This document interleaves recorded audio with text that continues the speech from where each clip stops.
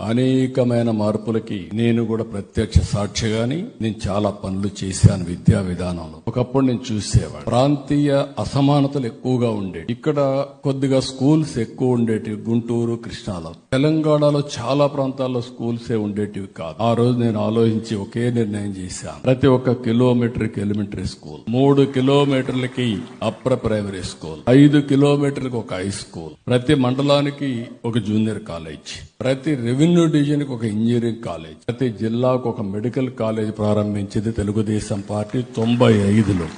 దీంతో టీచర్ ఉద్యోగాలు తెలుగుదేశం పార్టీ 11 డిఎస్సీలు పెట్టాం. దగ్గర 1,50,000 పోస్టులు ఇచ్చాం. నేను ముఖ్యమంత్రిగా 8 నేను పెట్టాను, 3 మా నాయకుడు ఎన్టీ రామారావు గారు పెట్టారు. ఇప్పుడు 9వ డిఎస్సీ మళ్ళా రాబోతుంది. అంటే ఏ విధంగా ఎడ్యుకేషన్ కు శ్రద్ధ పెట్టామనేది ఒక ఎగ్జాంపుల్ మాత్రం. అందుకే మొన్న ఫస్ట్ సంతకం నేను పెట్టింది